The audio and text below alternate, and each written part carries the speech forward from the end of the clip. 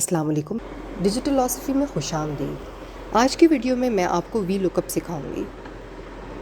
V lookup के लिए आपके पास दो टेबल्स का होना ज़रूरी है, जिसमें एक आपका डेस्टिनेशन टेबल होता है और एक आपका होता है सोर्स टेबल। इसमें यह है कि आपने जिस टेबल में फॉर्मूला लगाना है, आप दूसरे टेबल से उसकी वैल्यूज़ को रिट्रीव करते हैं वी लुकअप के थ्रू।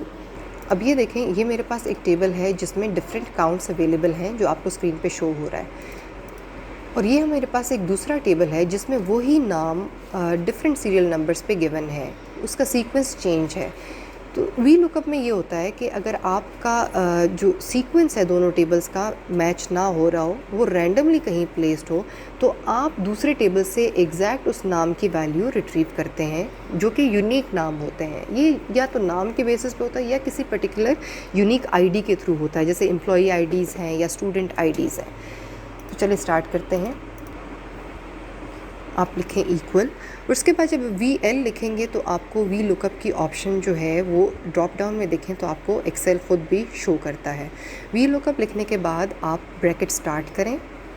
उसके बाद जिस जो है आप सेल के अगेंस्ट वैल्यू शो करना चाह रहे हैं उस सेल को सेलेक्ट करें, कॉमा, और अब आप जो है सोर्स टेबल पे जाएं जहाँ से आपने वैल्यू रिट्रीव करनी है, ठीक है, और उस कॉलम से स्टार्ट होना चाहिए जिसमें वो नाम शो हो रहा हो, और दूसरे जिसमें काउंट्स आ रहे हैं वो उस रेंज में आपने सेलेक्ट करना है। यहाँ पे मैंने डी और ई सेलेक्ट किए हैं, जिसमें डी जो है उसमें वो नाम आ रहा है और ई में उसकी वैल्यू आ रही है। उसके बाद आप करेंगे कॉमा 2, कॉमा 0 और ब्रैकेट क्लोज कर देंगे। कॉमा 2 का मतलब ये है कि आपने डी जो है ये आपका फर्स्ट कॉलम है, ई आपका सेकंड कॉलम है, तो आप डी के सेकंड कॉलम में से जाके वैल्यू उठाते हैं। अब इसको अगर आप इंटरप्रेट करें, इस फार्मूला को देखें आप, जो मैंने अभी टाइप किया है आपके सामने, equals to we lookup bracket start. ये जो D5 है ये आपके इसी एग्जिस्टिंग जो सामने शो हो रहा है टेबल में, इसकी वैल्यू है जिसके अगेंस्ट आपको जो है काउंट्स चाहिए। फिर आपने उस ये मेन का मतलब है ये वो वाली शीट है जिसमें वो टेबल है जिस टेबल से आपने वैल्यूज़ रिट्रीव की हैं। उसके बाद आपने D:E देखें तो ये रेंज है जो कि दो कॉलम्स आपने सेलेक्ट किए। फिर कॉमा 2 का मतलब है कि D के अगेंस्ट E से वैल्यू उठाई, और फिर कॉमा 0 और फिर ब्रैकेट क्लोज। उसके बाद आपने एंटर किया, और उसी तरह जिस तरह मैं पिछली वीडियोज़ में बताती रही हूँ कि सेल के राइट बॉटम के कॉर्नर में अगर आप देखें तो आपको प्लस का साइन नज़र आता है, उसको जब आप ड्रैग करते हैं नीचे तो सारा फार्मूला आपका ड्रैग हो जाता है। अब अगर आप ये देखें तो यहाँ पे आयशा, अली, एमएल, अहमद, मिनाहिल, ये डिफरेंट नाम शो हो रहे हैं और उसकी वैल्यूज़ वहाँ से आपके पास सामने शो हो रही हैं। अब आपको मैं बताऊंगी कि अगर किसी भी पर्टिकुलर नेम के अगेंस्ट जो है आपको NA की नॉट अवेलेबल की वैल्यू आती है तो फिर आप उसको कैसे ट्रीट करेंगे। क्योंकि एक्सेल में अगर किसी भी जो है सेल में एरर आ जाए तो पूरी रेंज पे आप कोई भी फार्मूला नहीं लगा सकते, चाहे वो सम है, इफ़ है, या कोई भी फार्मूला है। तो उसको आप ट्रीट करने का तरीका ये है, और ये वजह इसकी ये होती है कि अगर फॉर एग्ज़ाम्पल आपका इस कॉलम में जो अहमद है ये अगर प्रीवियस टेबल में नहीं है जिससे आप डाटा रिट्रीव कर रहे हैं, तो फिर ये इसको NA बताएगा कि this name is not available in that table. उसको ट्रीट करने के लिए आपने इस एरर का फार्मूला लगाना होता है। जैसे कि अब आप देख सकते हैं ये सोर्स टेबल है, जो इसमें से मैंने अहमद की वैल्यू को उड़ा दिया। अब अगर आप देखें तो जो हमारे पास जिस टेबल पे मैंने फार्मूला लगाया है उस पे ये NA रिफ्लेक्ट होना शुरू हो जाएगा।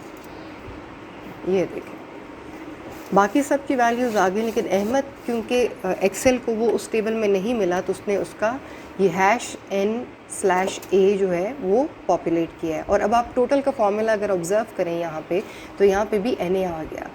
तो जब तक ये NA को आप सॉर्ट आउट नहीं करते, इसको किसी और सिंबल से रिप्लेस नहीं करते, इसका सम नहीं हो सकता।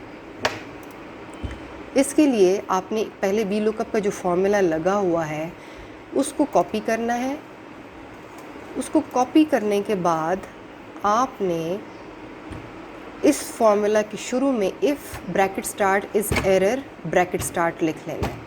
क्या लिखना है? If bracket start is error bracket start, ये 2 ब्रैकेट्स आ जाएंगी और इफ़ इज़ एरर आ जाएगा।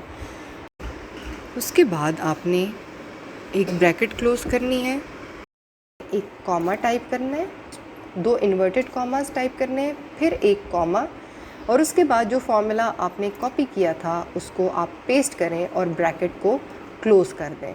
अब एंटर करें। अब ये देखें उसने उसको स्पेस कर दिया है, मतलब उसको ब्लैंक कर दिया है। और अब इसी तरह देखें तो टोटल में आपको 259 की वैल्यू शो हो रही है।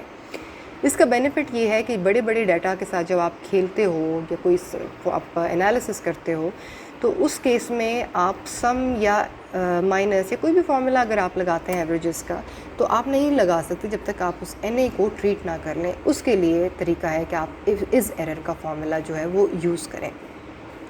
इसका एक और जो है आपको मैं बेनिफिट बताती हूँ कि इसके जो ये ब्लैंक वैल्यूज़ है, ये ब्लैंक वैल्यू है वो इसलिए आ रही है कि अगर आपने फार्मूला देखा हो तो इसमें मैंने 2 दफ़ा ये इन्वर्टेड कॉमास जो हैं वो लिखे हैं। इसका मतलब है कि मैंने ब्लैंक को जो है ना इनक्लोज़ किया है 2 इन्वर्टेड कॉमास में। इस 2 इन्वर्टेड कॉमास के बीच में आप जो भी लिखेंगे वो डिस्प्ले पे आ जाएगा। जैसे कि मैं अभी आपके सामने इस पर लिखूँगी नो डाटा, ये देखें नो डाटा किया तो जब भी किसी नाम के अगेंस्ट इस एक्सेल के वी लुकअप फार्मूला को दूसरे टेबल में जो आपका सोर्स टेबल है वहाँ से इंफॉर्मेशन रिट्रीव करते हुए कुछ इन्फॉर्मेशन नहीं मिलेगी तो वो उसको नो डाटा में कन्वर्ट कर देगा। इसी तरह अगर आप ये देखें तो मैंने यहाँ से सोर्स टेबल से शाज़िया का नाम भी उड़ा दिया है। अब अगर आप देखें तो यहाँ पे शाज़िया के अगेंस्ट भी नो डाटा शो हो गया। अगर यहाँ पे इस एरर फार्मूला ना लगा होता तो वो उसका एरर रिटर्न करता, जो कि हमारे एनालिटिक्स के लिए बिल्कुल भी यूज़फुल नहीं है। आई होप ये वीडियो आपके लिए यूज़फुल रही होगी। अगर आपने कुछ सीखा है और आपको पसंद आई हो तो आप हमारे चैनल को ज़रूर सब्सक्राइब कीजिएगा और वीडियो को लाइक कीजिएगा। नोटिफिकेशन बेल को ज़रूर प्रेस करें ताकि आपको हमारी आने वाली तमाम वीडियोस, यूज़फुल वीडियोस टाइम से मिलें। Thank you so much. अल्लाह हाफ़िज़।